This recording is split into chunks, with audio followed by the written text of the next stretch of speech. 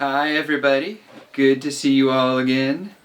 This morning I'm going to be telling you the story of the never forgotten son. Alright, so there was once a brother and a sister who loved their father very much. Nina loved to garden the beautiful flower and vegetable gardens that surrounded their home in the valley. Nathan loved his home as well, and he worked beside his father with joy. But he was always looking up to the hills and wondering what the world was like away from his father's home. One day, Nathan told his sister, Nina, that he planned to leave and seek adventure. Nina tried to talk him out of it, but he was determined. He went to his father and asked for his share of the estate. His father was kind and generous, and he didn't hesitate to give Nathan half of the wealth he had. He then told Nina the other half belonged to her. Nina said, "But I'm happy here and I have all I need. Father, I don't want to go anywhere else." "I don't want you to go. Everything I have is yours, dear Nina," her father answered. His father looked at Nathan with deep love and said, "Remember, you are my son, and you always have a home here, no matter what happens." Nathan said he would always remember. Nathan kissed his sister and hugged his father and left his home to find what the world had to offer. There was so much to see and do. Nathan used the money he had to explore strange lands and eat exotic foods.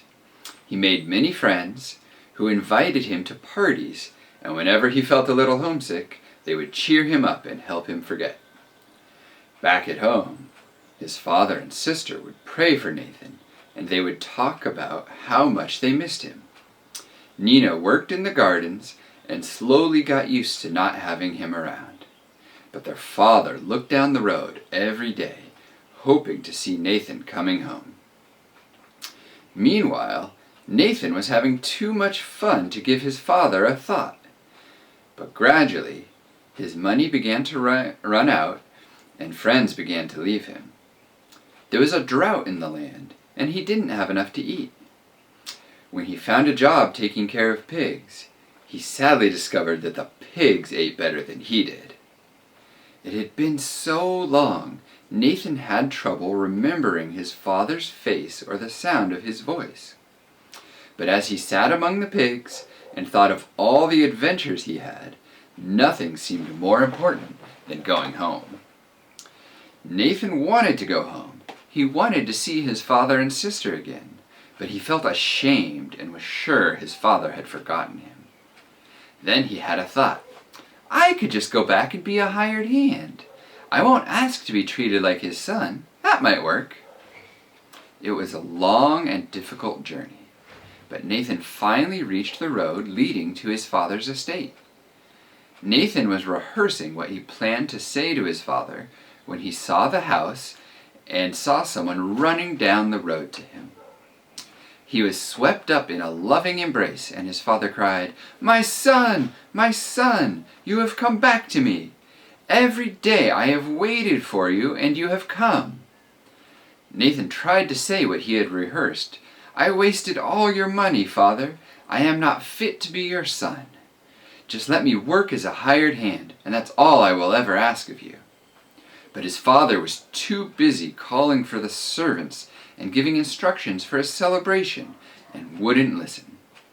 He told the cook to prepare the best food, and he called for the best clothes to be laid out for his son. He took Nathan in the house and offered him a cool drink and a refreshing bath.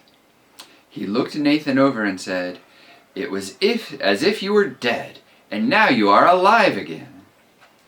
Nina was out in the garden and heard people calling to her.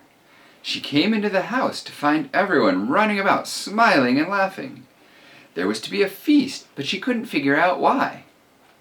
She finally was able to slow down one of the servants, who explained, "Your brother has come. Your father is so happy, he wants a celebration to welcome him home." Nina was stunned. Nathan had come home after all this time. She had worked beside her father every day, and there had never been a party for her. Now her brother had spent half of their father's money, and had forgotten them for years, and now he got a party? Well, I won't go, thought Nina. But Nina didn't realize her father was watching, and he saw her feelings revealed in her face. He knew what she was thinking, and he went to his daughter with an understanding smile. "Nina, have I not been with you all this time? Everything I have is yours, and you have been happy and cared for here. Your brother was lost. He was dead to us, and now he is with us again. It is time for rejoicing." Nina felt his love and the joy of knowing her brother had returned. She saw Nathan coming toward her with his arms open wide. She no longer felt selfish, only loving and forgiving. She knew it was time for rejoicing. All right. And that's our story for today. Thanks, everybody. Have a good time. Miss seeing you all at church school.